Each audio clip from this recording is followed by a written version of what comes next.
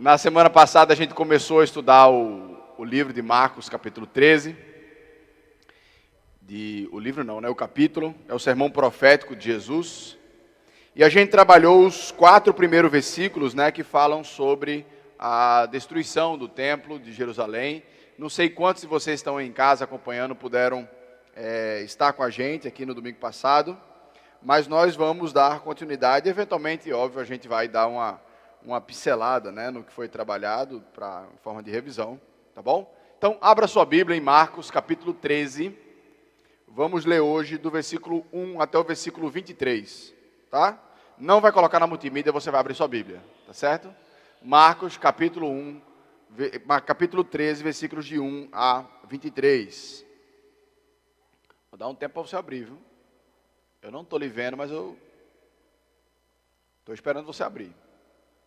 Marcos capítulo 13, a partir do versículo 1, diz o seguinte: Quando Jesus estava saindo do templo, um dos seus discípulos lhe disse: Mestre, que pedras, que construções.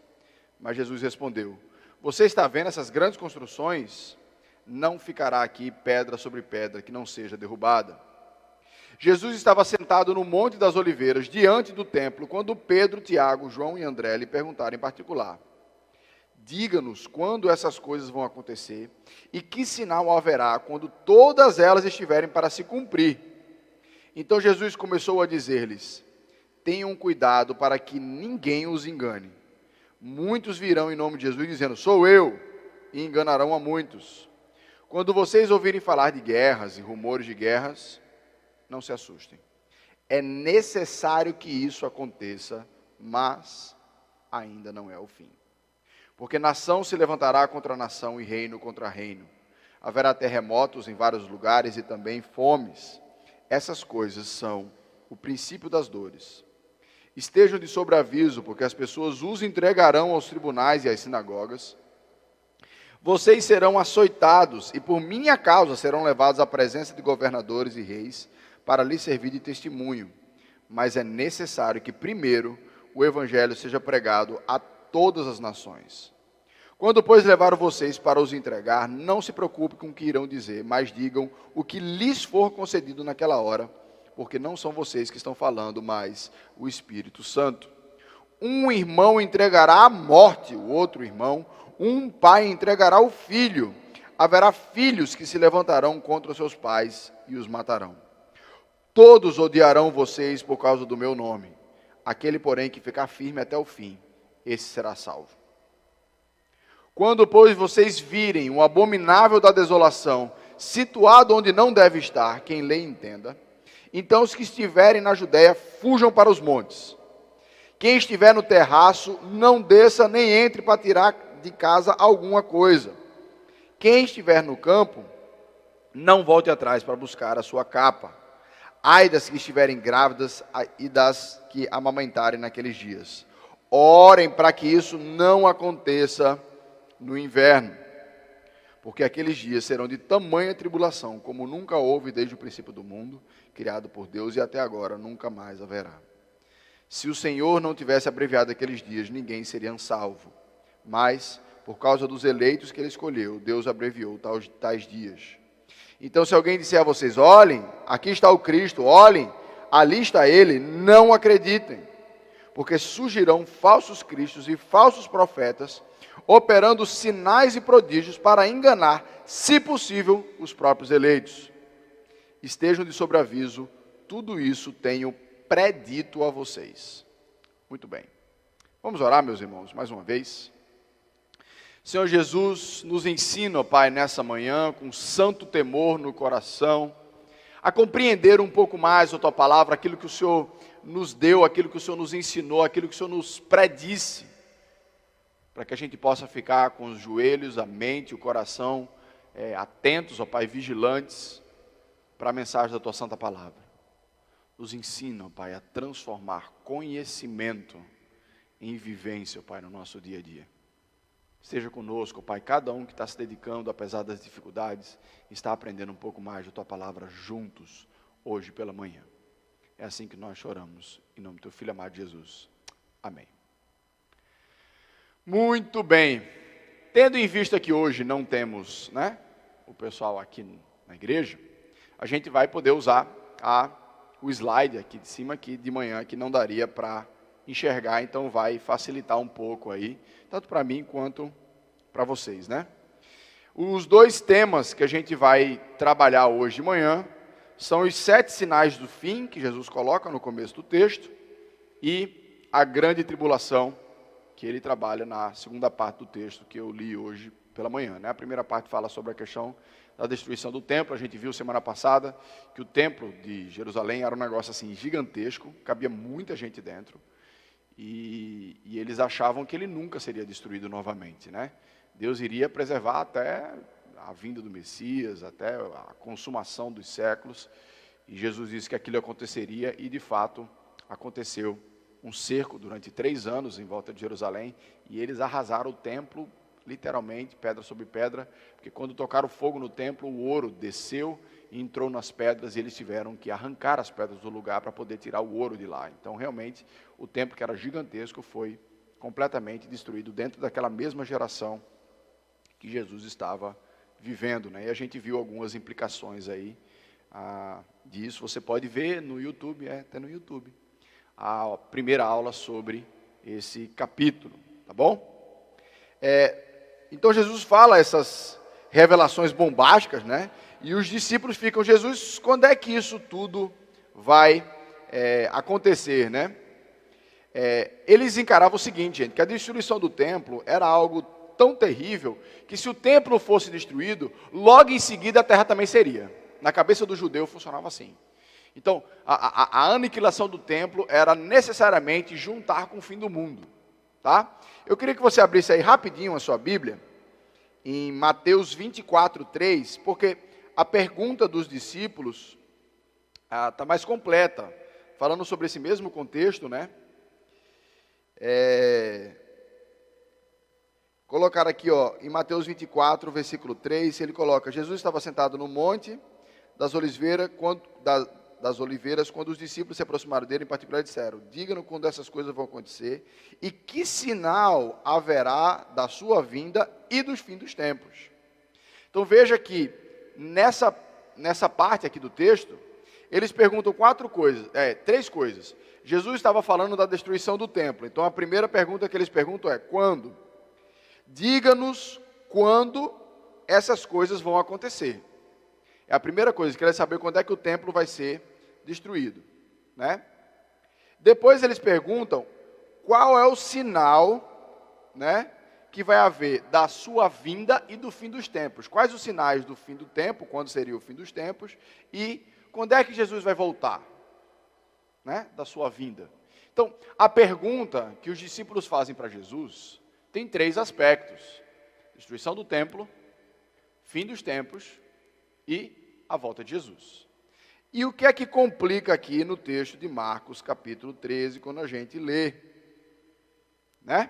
E que complica na cabeça de muita gente, é que Jesus responde às 3 perguntas sem se preocupar em dividir muito os assuntos. Então, a gente precisa de muita atenção para entender o que Jesus está falando, porque ele está respondendo sobre a destruição do templo, o fim dos tempos e a volta de Jesus. E não necessariamente ele está dividindo, como muitas vezes a gente faz no sermão, tá bom? Então, vamos tentar destrinchar um pouco mais essa ideia. Jesus coloca aqui os 7 sinais, né, do fim do tempo. E a verdade é que se a gente analisar esses sinais com muito cuidado, a gente vai ver que são sinais pouco específicos. A gente vai ver isso aqui hoje de manhã, tá? Mas são sinais de que essas 3 coisas vão acontecer. Quais são as 3 coisas? Destruição do templo, fim dos tempos e a volta de Jesus. Tá ok? Então, uma primeira coisa que a gente precisa entender, que é muito importante para a gente que fica ouvindo e analisando essa questão do fim dos tempos, é que muita gente, amigo da gente, internet, enfim, muita gente fica querendo pegar algum acontecimento específico para dizer que Jesus está perto da data cronológica de voltar. Isso foi feito na história muitas vezes e deu errado muitas vezes, porque Jesus aqui não está dando um código, um enigma para a gente adivinhar uma data. Porque Jesus disse que essa data está reservado ao Pai. Quem tentar adivinhar uma data, até pelo que Jesus disse, está fazendo coisa errada, porque Jesus não se propôs a nos dar nenhuma data. Então, Jesus está muito mais preocupado com o espírito da gente no durante do que em tentar adivinhar o fim. Eu acho que essa é a grande questão aí que Jesus deixa no sermão profético, né? O primeiro sinal que Jesus coloca são falsos profetas. Ele fala aqui, diz, olha, versículo 6, muitos virão em meu nome dizendo, sou eu, e enganarão a muitos. E essa expressão do sou eu aí, é a mesma expressão que tem lá em Moisés, quando Moisés diz assim, olha, quando eu for para libertar o povo do Egito, eles vão perguntar que Deus me enviou, né? Moisés estava acostumado com muitos deuses, ele fala, e Deus responde assim, diga que o eu sou o enviou. Então, Jesus estava dizendo que algumas pessoas iriam se apresentar com a mesma prerrogativa que Jesus. Jesus tinha a prerrogativa de se apresentar como o próprio Deus, para perdoar pecado, para adivinhar pensamento, para receber adoração.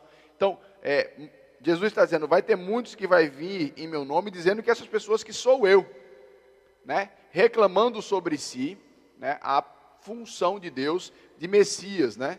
Então, são pessoas que virão, Jesus estava admitindo isso, disse, olha, vão vir pessoas que vão se passar pelo Messias. E logo após a ida de Jesus, apareceram muitos falsos Messias, né? Nada mais propício que aparecer falsos Messias do que aquela finalização ali de Jesus ao morrer, ressuscitar, ir ao céu. Então, supostamente se ele foi ao céu, ele pode aparecer em qualquer outro lugar, e as pessoas começaram a cogitar isso, né? Em Atos capítulo 5, versículo 36 e 37, a Bíblia registra 2 falsos mestres, 2 falsos Messias, que já se apareceram. Você vê se é em Atos, né? É logo depois de Jesus ter ido. Há uns 30, 40 anos atrás, apareceu na Coreia um cara dizendo que ele era o falso Messias, né? Que ele era o Messias, que tinha voltado e tal. E para não deixar barato, a gente tem, né? Henri Cristo, né? Que é um cara que se veste de Jesus, ele diz que ele é Jesus, mas é completamente ridículo, né? É infame, é blasfêmia aquilo que ele faz e acaba envergonhando, né? Eu não digo nem que envergonha o nome do nosso Senhor, mas ele acaba envergonhando a ele mesmo e trazendo juízo sobre ele mesmo. Então, não vai ser incomum ao longo da história, desde o início lá da igreja primitiva até hoje, aparecerem várias pessoas se declarando a volta de Jesus, né, ou o próprio Messias. O segundo sinal que nos apresentam no versículo 7 é sobre guerras. Quando vocês ouvirem falar de guerras e rumores de guerras, não se assustem. Preciso de água aqui, alguém pode trazer água para mim, por favor? E aí a gente precisa fazer uma pergunta. Quando Jesus fala que a gente vai ouvir sobre o humor de guerra, quando é que a gente na história não teve guerra? Sempre a gente está ouvindo de conflito de uma coisa e outra. A gente teve 2 guerras mundiais no período de 50 anos, mundiais, né? E ao longo da história, se você vê documentário, você vai ver que guerra no Japão, guerra nos Estados Unidos, guerra na Europa, guerra na África, guerra. Você vai ver que sempre vai estar havendo ou guerras ou rumores de guerra. Então, é muito complicado a gente pegar uma guerra específica e dizer, ó, tá vendo? Está chegando o fim dos tempos. Por quê? Olha aí, isso é guerra. Isso está na Bíblia. Lá em Marcos, muito obrigado, viu, meu irmão? Deus lhe deu em um dobro, viu? E o mais interessante é que quando Jesus disse isso, Roma estava numa época que ficou conhecida historicamente como Pax Romana, né? Era um período em que Roma já havia conquistado muita terra e não estava mais guerreada com ninguém, as fronteiras estavam relativamente tranquilas, então a guerra parecia mais uma perspectiva de lembrança, né? Quando Roma saiu conquistando tudo, a Alexandria, contra a Grécia, aquela coisa toda. Então o pessoal, poxa, a gente está em paz, Jesus está falando que vai aparecer guerra. Jesus estava falando que a guerra, faz parte, né, desse período da história. Então, a guerra, ela sempre vai aparecer como uma ameaça à nossa existência. Ainda mais a gente agora na modernidade, que tem bomba atômica e outras bombas que talvez a gente ainda nem conheça, né, que estão desenvolvendo lá. Qual é a sensação? Não, o ser humano, ele tem a capacidade de se destruir a si mesmo através da guerra. O que é que Jesus está dizendo? Ainda não é o fim. O que Jesus está dizendo, ainda não é o fim, é que ele diz, meu amigo, o mundo não vai acabar por guerra. O mundo, ele vai acabar, ele vai ser refeito pela intervenção direta do próprio Deus. Por mais poderosa, destrutiva, maléfica, trágica que seja a guerra, o mundo não vai acabar por guerra.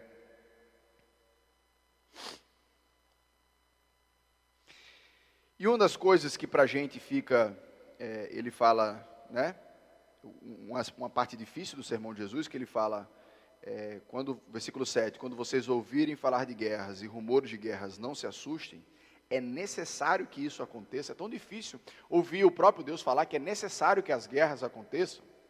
Mas, meus irmãos, a guerra, ela é um espinho, né, usando a linguagem bíblica aí, ela é um espinho na carne do orgulho humano.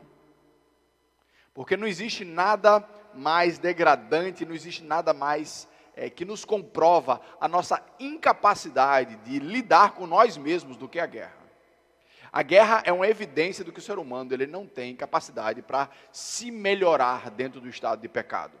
Mesmo com toda a sua evolução, mesmo com toda a sua tecnologia, mesmo com toda a sua filosofia, sabedoria, ele não vai melhorar.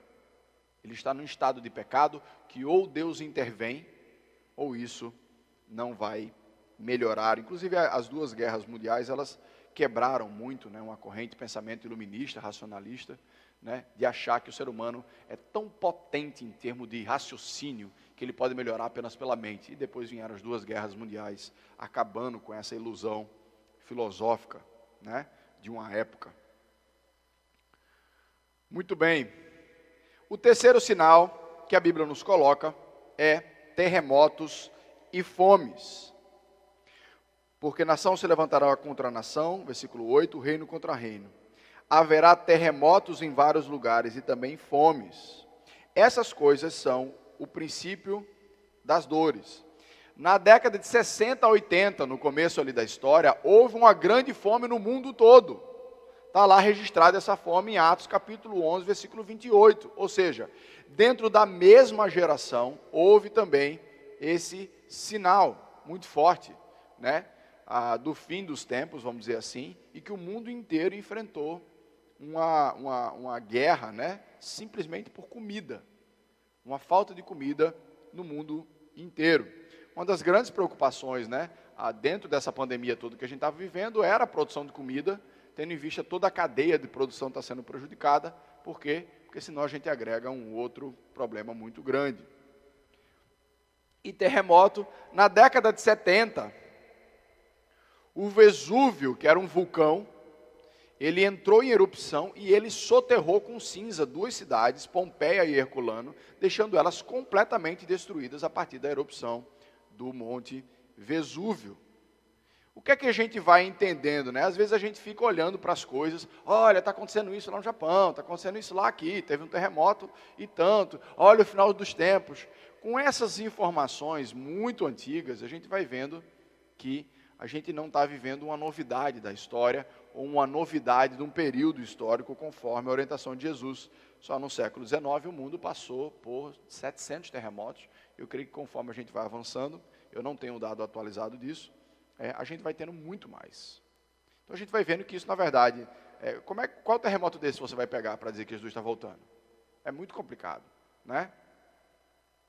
Então a gente já passou, a gente enfrentou, né, quem estava ali mais no começo, né, a época que surgiu a AIDS, aquela coisa toda, depois veio a SARS, a pneumonia asiática, a ebola, e agora a gente está enfrentando o Covid-19, que é uma epidemia, né, não é a primeira mundial, né, a gente já teve uma em 1900, já teve uma em 1800, já teve a peste negra lá na Idade Média, né, e a gente acha que a gente está vivendo uma novidade, e nós não estamos vivendo uma novidade. Mas Jesus vai dizendo que isso ainda não é o fim. Então, a gente sempre vai conviver com calamidades, mas ainda não é o fim. São situações difíceis, são situações dolorosas, mas não é com isso que o mundo vai terminar. Jesus coloca que essas coisas, guerras, terremotos, fome, né, falsos messias, essas coisas são os princípios das dores. E essa é uma expressão que está falando sobre gravidez, né? A mulher fica grávida e vai crescendo o neném, aquela coisa toda, todo aquele trabalho de cuidar, e quando ela está para conceber, quando ela está para dar à luz, começa a ter as contrações, o que é que são? O princípio das dores, né? Por quê? Porque virá um neném depois das dores. Então, Jesus usa essa ilustração aí de uma grávida, porque Jesus está dizendo que a época histórica em que a gente está vivendo é a época inteira do princípio das dores. Muita gente quer vender essa época, que vai ter uma época da história, que essa época, meu amigo, o negócio vai pegar e que vai todo mundo... Mas Jesus vai vir antes, vai levar o povo dele e vai ficar, né, tudo certinho, o povo aqui sofrendo na terra. Jesus está dizendo que nós já estamos vivendo o princípio das dores. Por isso que eu estou pegando elementos já lá do primeiro século, para você entender que a gente já está vivendo essa época da grande tribulação, do momento, né, dos sinais dos fins. Então, o menino que vai nascer depois das dores é a vinda de Jesus. Né? Na ilustração que Jesus fala sobre o princípio das dores, quando essas dores terminarem e o menino nascer, é Jesus voltando e inaugurando uma nova fase, uma nova era ao mundo como um todo. Jesus coloca aqui uma bem forte, né? Versículo 9. Estejam de sobreaviso, porque as pessoas os entregarão aos tribunais e sinagogas, vocês serão açoitados por minha causa, serão levados à presença de governadores e reis para lhes servir de testemunho. E isso aconteceu, a gente viu isso. Estudamos aqui o livro de Atos, eu não estava com vocês ainda, mas a gente viu exatamente isso acontecer. Logo depois de Jesus ir embora, eles foram perseguidos, eles foram entregados aos tribunais, e acontece isso ainda hoje, em vários países. Países que são perseguidos, países em que não pode pregar o evangelho, as pessoas leem esse versículo de uma maneira completamente diferente, elas leem esse versículo de uma maneira literal, porque é realidade para eles.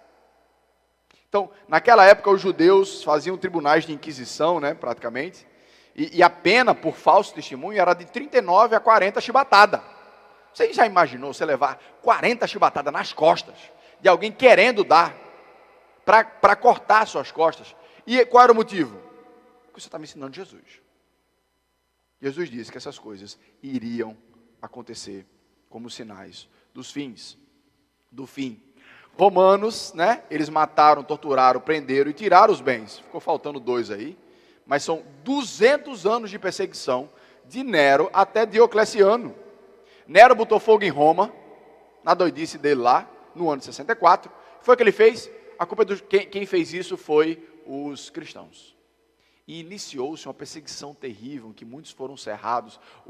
Teve uma noite, gente, que eles usaram cristãos para incendiar a cidade de Roma.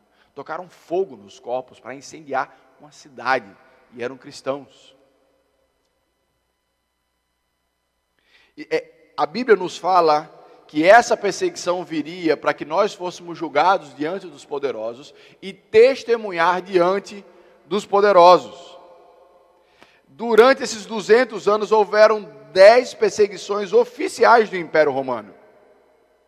E o último, né, imperador aí foi Diocleciano, né? Olha aí, ó, coisa linda.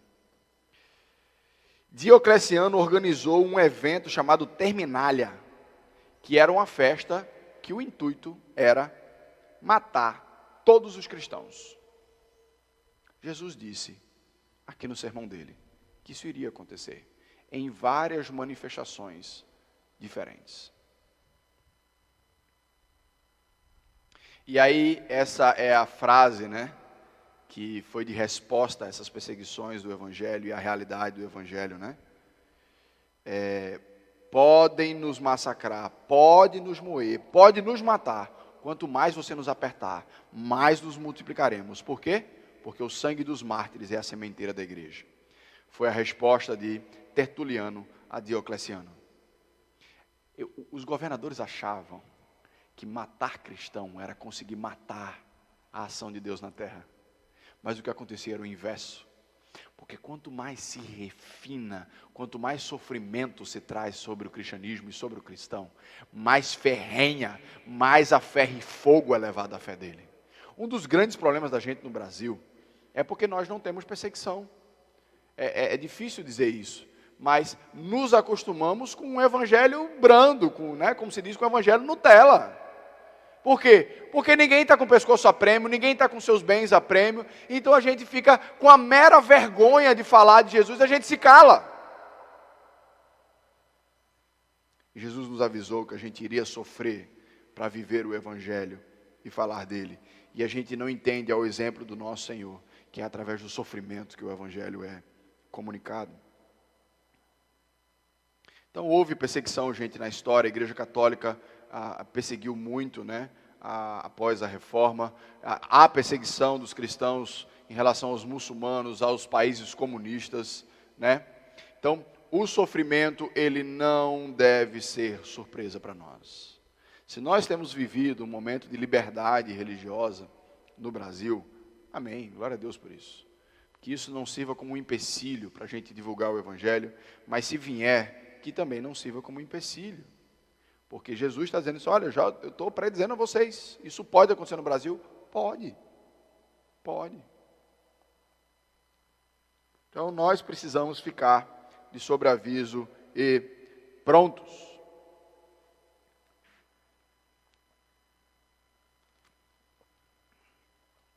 Eu gosto muito desse texto, que ele fala assim, versículo 11.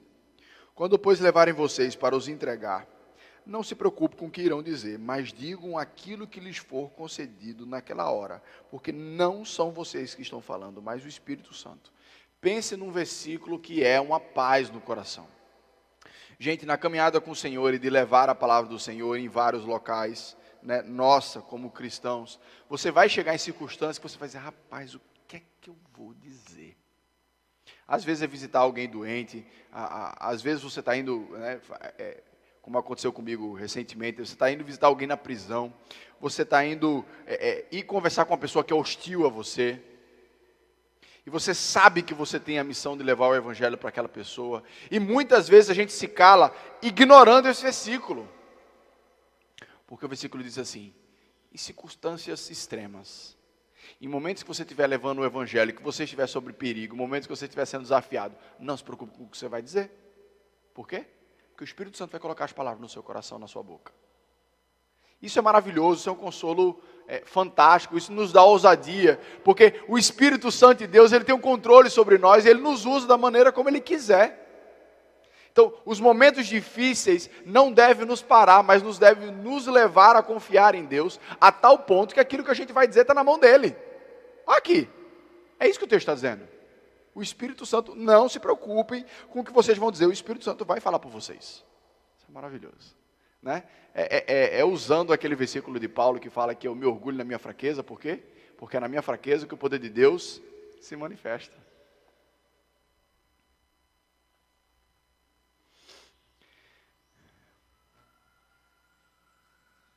Aqui no versículo 10 ele fala o seguinte, mas é necessário que primeiro o evangelho seja pregado a todas as nações, o quinto sinal aí, o texto fala que o evangelho vai precisar ser pregado a todas as nações.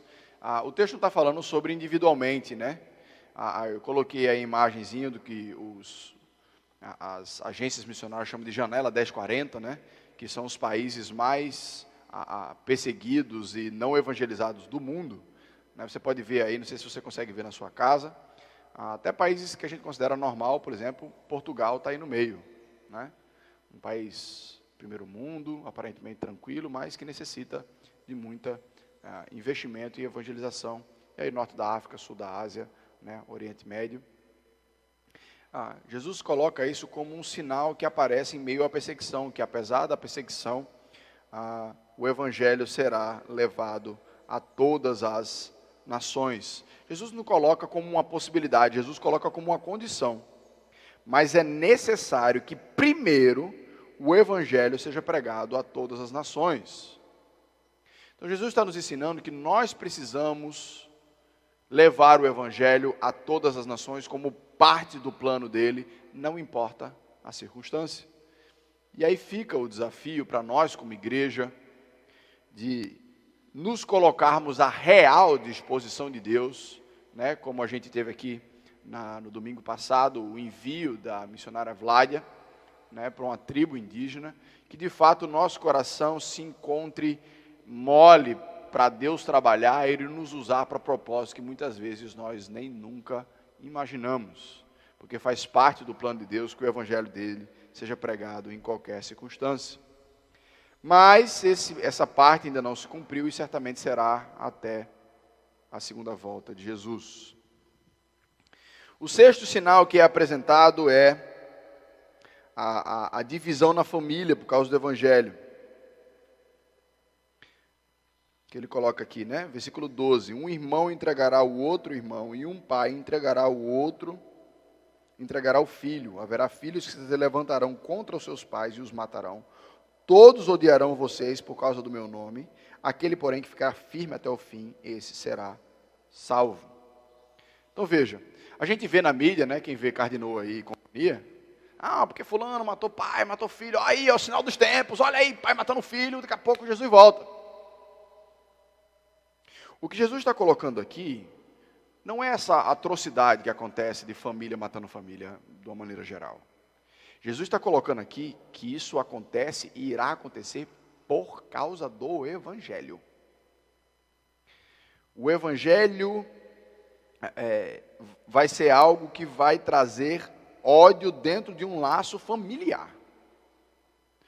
Porque o outro é cristão, eu começo a odiar ele, mesmo ele sendo meu pai, mesmo ele sendo meu filho. E nós temos várias histórias agora no Brasil também, né, de pessoas que quando se converteram, quando foram chamados para ser pastor, os familiares dizem assim: eu estou profundamente decepcionado, porque eu tenho um filho crente, porque meu pai se converteu, né, e agora eu não quero mais falar com ele. Por quê? Porque ele virou crente. Pessoas que foram expulsas de casa do Brasil porque se tornaram cristãos. Nós conhecemos pessoas, eu particularmente conheço pessoas assim. Então, a Bíblia coloca que isso vai acontecer. Que pode acontecer. Em que o cristianismo ser rejeitado a tal ponto dele ser mais odiado ao ponto de vencer um laço familiar. É por isso que Jesus diz assim: aquele que quiser me seguir precisa me amar mais do que pai, mãe, filho ou a si mesmo. Senão não está pronto para me seguir. Então Jesus depois coloca que vai haver um ódio generalizado em relação ao Evangelho. Versículo 13. Todos odiarão vocês por causa do meu nome. Aquele, porém, que ficará firme até o fim, esse será salvo. Meus irmãos, a gente precisa entender que o cristianismo ele pode provocar duas coisas. A primeira coisa, ele pode provocar ódio e perseguição e revolta contra, né? Está escrito errado, tudo que lhe envolve. Quando nós levamos o Evangelho, a gente não pode partir do pressuposto que quando a gente leva para o Evangelho, todo mundo vai sentar e ouvir o que a gente tem para falar e ficar numa boa. Tem momentos que quando você se revelar como cristão, no seu trabalho, na sua família, aquilo vai trazer problema para você. Por quê? Porque eles odeiam o Evangelho. Isso não é novidade. Isso não está contra a palavra. Isso é preconceito, estão me perseguindo no trabalho. Seu irmão, cala a tua boca, porque Jesus já disse que isso ia acontecer. Amém, que bom que você está sofrendo perseguição por causa do Evangelho. Porque Jesus disse que Deus nos dá a graça não só de crer em Cristo Jesus, mas também de padecer por Ele. Quando nós sofremos por causa do Evangelho, nós nos assemelhamos ao nosso Senhor. Mas também o Evangelho pode produzir amor completo, dedicação e conversão. A gente está estudando 1 Coríntios, né, de noite, e o Rodrigo colocou no domingo passado a loucura da pregação do Evangelho. Então, o Evangelho produz esses extremos, né, que a pessoa odeia, ou ela pode ser completamente transformada pelo amor de Cristo e ela entender o valor espiritual daquilo dali. Não cabe a nós decidir que reação ou que atitude nós vamos ter por conta das reações das pessoas. Esses sinais haverão, pode ser que mais forte ou mais fraco, mas eles haverão. Então, algumas coisas que a gente pode aprender sobre isso. Gente, a gente não deve ficar correndo atrás de novas revelações. Jesus não vai voltar em secreto. A Bíblia diz que todo olho verá. Né? Jesus vai voltar de uma maneira que toda a terra vai vir, porque uma nova ordem vai ser colocada sobre a nova terra. Então, para de correr atrás de nova revelação, porque Jesus já deixou claro que isso seria mundial. Todos esses 7 sinais que a gente apresentou têm se cumprido no decorrer da história e hoje. O que Jesus está querendo dizer com isso não é que você deve ficar procurando um períodozinho da história para se preparar. Jesus está dizendo assim, se prepare todo dia. Ele diz que ele vem como um ladrão, né? Porque o ladrão ele vem de repente. Como é que você se prepara para o ladrão? Se preparando todo dia. Fechando a porta todo dia. Contratando o Wellington para botar segurança na casa todo dia. Por quê? Porque você não sabe o dia que ele vem. Como é que a gente se prepara para a volta de Jesus? Todo dia. A gente nunca deve estranhar sofrimento por causa do Evangelho. Os sofrimentos podem ser diversos, pode ser perseguição no trabalho, pode ser conflito dentro do casamento, pode ser um monte, pode ser perda material, pode ser um monte de coisa. E pode ser perseguição mesmo, sofrimento, se machucar, perder alguém, né? É fácil? Não é. Não é. Mas eu creio firmemente que assim como o versículo 11 nos fala que o Espírito Santo usa a nossa boca quando estiver diante dos tribunais, eu também creio que Deus concede uma parcela de graça diferenciada quando nós passamos por sofrimento por causa do Evangelho. E nós também devemos estar com os olhos bem abertos para oportunidades evangelísticas. Ontem à noite a gente estava num pequeno grupo, eu e a minha família, e foi feito um desafio para o pequeno grupo, né, na semana, de compartilhar Jesus com pelo menos uma pessoa no intervalo das reuniões. E a gente estava discutindo, né, essas dificuldades de compartilhar o Evangelho com as pessoas que estão ao nosso redor. Porque muitas vezes a gente acha que a oportunidade evangelística é alguém sentado do nosso lado e faz, rapaz, eu estava pensando sobre Jesus, eu não sei o que é que ele fez, eu queria saber como é que eu faço para ele vir para o meu coração. Você acha que isso vai acontecer com você no dia a dia? Você acha que a oportunidade evangelística é isso? Isso aí não é oportunidade evangelística, isso aí já é o prato pronto, né? A gente precisa entender que Deus abre portas para que a gente entre ali e comece a falar do Evangelho, e que para isso a gente precisa de ousadia, a gente precisa de coragem. Se a pessoa negar, aí é problema dela. Mas a gente compartilha o Evangelho, o amor de Jesus com ela, né? Porque os cristãos daquela época não deixaram de compartilhar porque estavam em sofrimento. Quero entrar agora com vocês na grande tribulação, né? E aqui o versículo 14 fala que quando vocês virem o abominável da desolação, olha, situado onde não deve estar, então os que estiverem na Judéia fujam para os montes. Essa expressão, o abominável da desolação, quem usa pela primeira vez é Daniel. Lá em Daniel 9, 27, 11, 31, 12, 11, ele usa essa expressão. O abominável da desolação é algo que torna o santo abominável. Ele deixa aquilo que antes era santificado em impuro, em acabado, em vulgar, né? E desolação é destruir e deixar vazio. Então, é você pegar algo que é colocado para Deus, que é honrado para Deus, além de você macular aquilo dali, você acabar com aquilo dali. Tá? Então, Daniel falou que viria o abominável da desolação, e um dos cumprimentos históricos, né, do livro de Daniel, se cumpriu 150 anos antes de Cristo. Houve um rei chamado Antíoco Epifânio, um rei pagão, né, que ele colocou estátuas dentro do altar do templo de Jerusalém, né? Para você ter uma ideia, ele pegou o altar, né, onde se faz sacrifício a Deus para purificar o povo dos pecados, e ele sacrificou porcos ali. Porco, apesar de hoje a gente achar, né, muito gostoso, na época era um animal impuro, que os judeus nem passavam nem perto dos porcos, né? Então, sacrificar um porco dentro do altar ao Senhor, da qual o próprio Senhor disse que não era para fazer, era causar uma grande abominação aos judeus. Aquilo trouxe uma revolta gigantesca sobre eles, porque ele estava abominando o templo, né? E Antíoco Epifânio, ele também proibiu durante muito tempo a realização de qualquer sacrifício ali no templo, né, de Jerusalém. Então, Jesus nos diz que virá novamente o abominável da desolação, e eu creio que, na verdade, Jesus está dizendo que haverá vários abomináveis, né, ao longo da história. Tem uma nova aplicação aí com Jesus, né? A aplicação mais próxima de Jesus foi do general Tito, que foi aquele que fez o cerco sobre Jerusalém, né?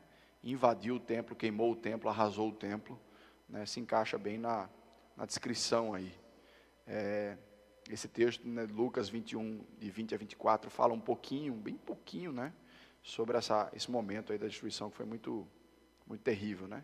Então, quando esse cerco veio, e que depois de 3 anos matando de fome o povo lá dentro, o general Tito invadiu, todo mundo teve que fugir para onde desce, né?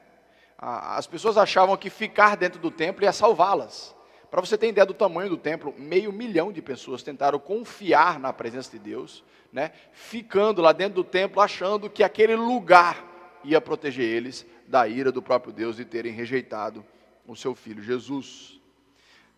Gente, a misericórdia de Deus não se manifestaria, é isso que Jesus está dizendo, no impedimento da invasão, mas, por conta dos eleitos que havia dentro de Jerusalém, esses dias seriam abreviados, né?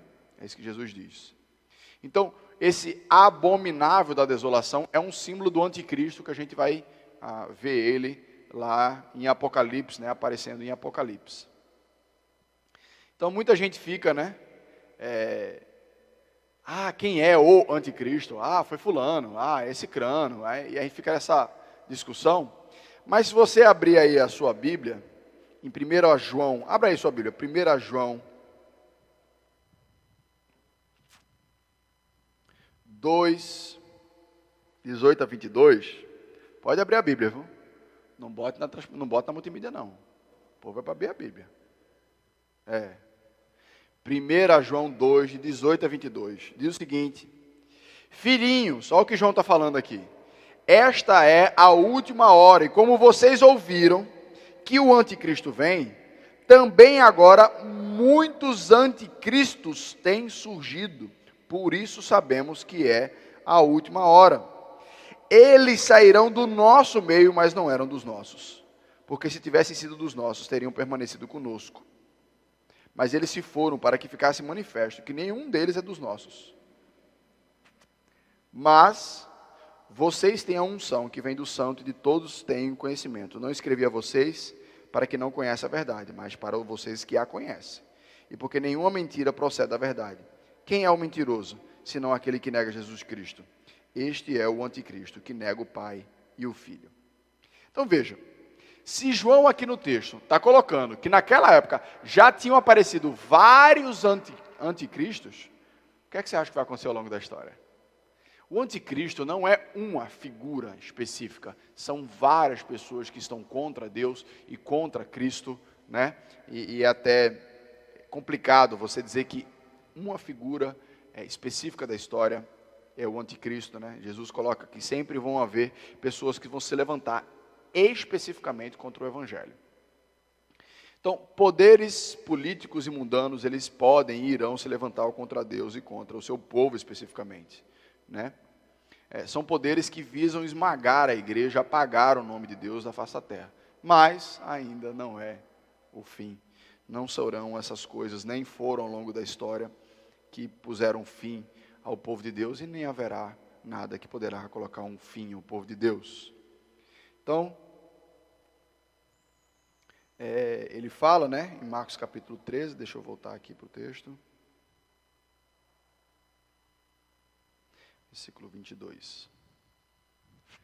Olha lá, Jesus coloca, né, porque surgirão falsos cristos e falsos profetas, oferando sinais e prodígios, para enganar, se possível, os próprios eleitos. Muitos iriam dizer que Jesus voltou e que era o fim do mundo, mas tudo isso seria falso. Então, lembra que a gente estava dizendo que Jesus está respondendo para falar sobre 3 questões? Sobre a destruição do templo, o o fim dos tempos e a volta de Jesus, né? Será que toda a profecia já se cumpriu? Será que nunca houve, né, como o texto aqui coloca, né? Que ele coloca aqui, porque naqueles dias, versículo 19, porque naqueles dias serão de tamanha tribulação como nunca houve desde o princípio do mundo, criado por Deus até agora, nunca jamais haverá. Será que de fato nunca houve, né, uma devastação maior do que essa?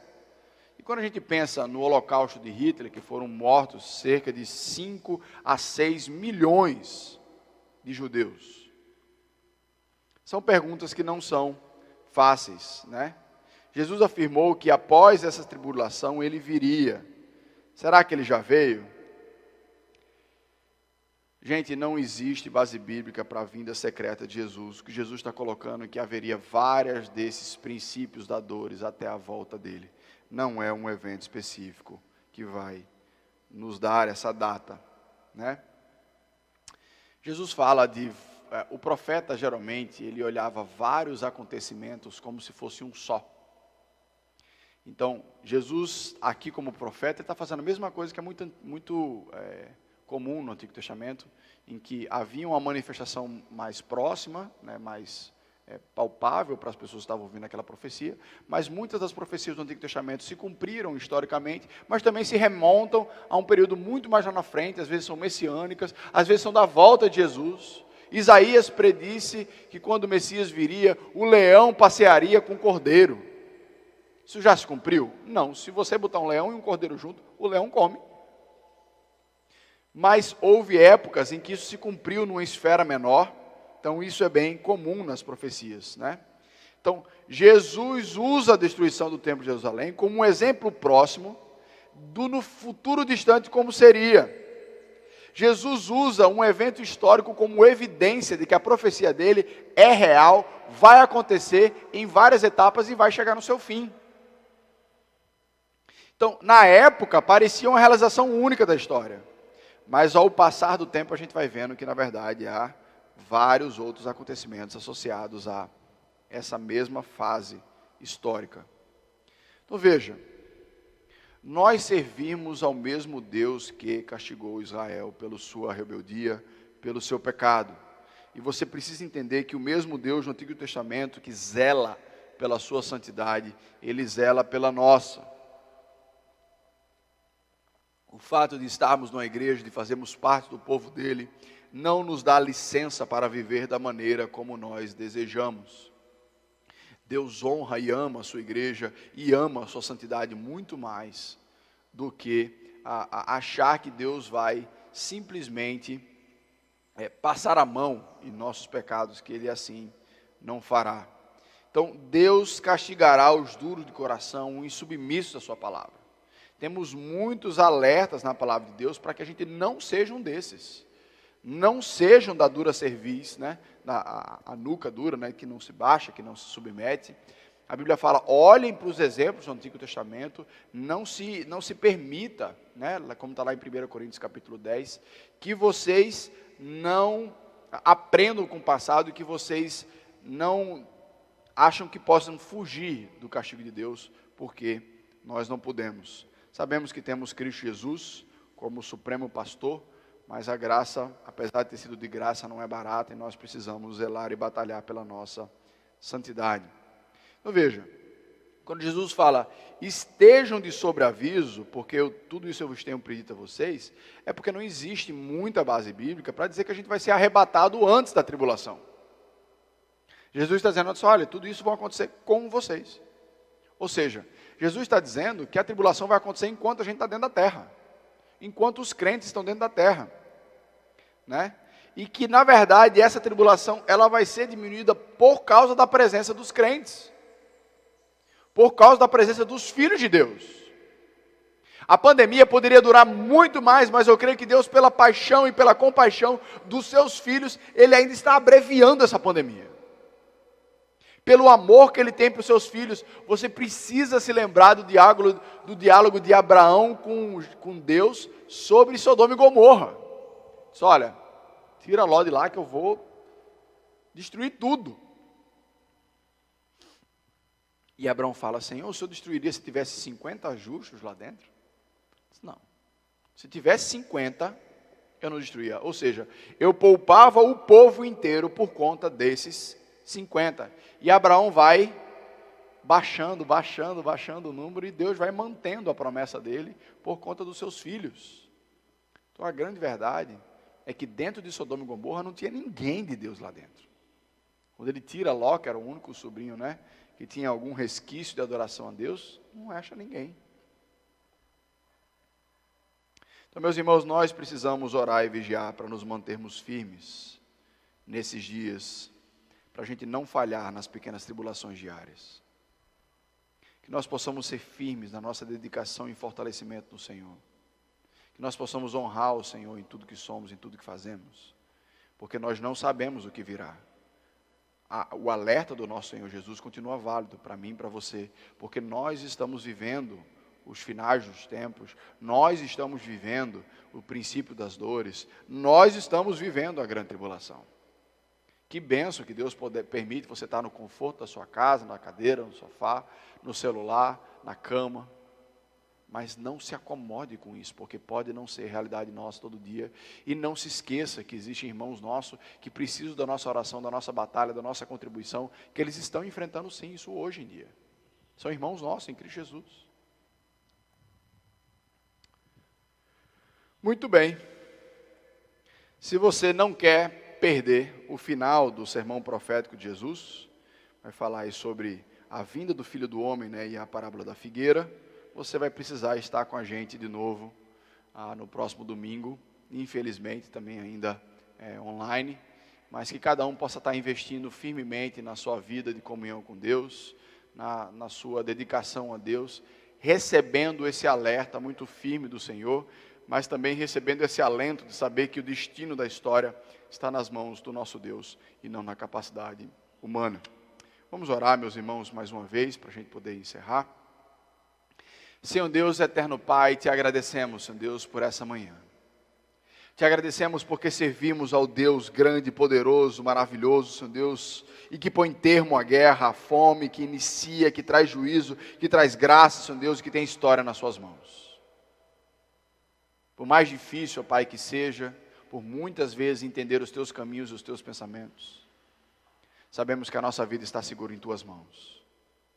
Que a vida na terra é temporária, Senhor Deus, mas a vida eterna em Cristo Jesus, ela é segura, ó Pai. Nos ajuda, Senhor Deus, a ter um coração forte, como cantamos aqui. Nos dá, ó Pai, um espírito inabalável, Senhor. Em que a circunstância da vida, através da Tua palavra, nos fortalecemos tanto, ó Pai, pela Tua palavra, que nós ganhamos um espírito inabalável. Inexplicável, mas inabalável. Abençoa, Senhor Deus, cada um, Senhor, que separou essa manhã para estar aprendendo junto contigo. Que seja com o Teu Santo Espírito, Senhor Deus, fortalecendo cada um deles, dizendo assim, Senhor Deus, eu sei que eu não posso ir para a igreja hoje, mas que bom que a Tua palavra chegou até mim. Que bom que o Teu Santo Espírito mora comigo aqui. E Ele me fortalece, mesmo sem a gente poder estar junto como irmãos. Nos ajuda, Senhor Deus, porque essa tribulação é por enquanto, mas a fé que o Senhor nos dá é para sempre, Senhor Deus. Que a gente possa sair, ó Pai, dessa tribulação mais fortes, apesar das dores, das dificuldades, ó Pai, das batalhas, ó Pai, emocionais e psicológicas, Senhor Deus, financeiras. Nos ajuda, Senhor, a enfrentar as tribulações que o Senhor tem separado para nós, na força que o Senhor nos concede. É assim que nós choramos. Em nome do Teu Filho amado Jesus. Amém.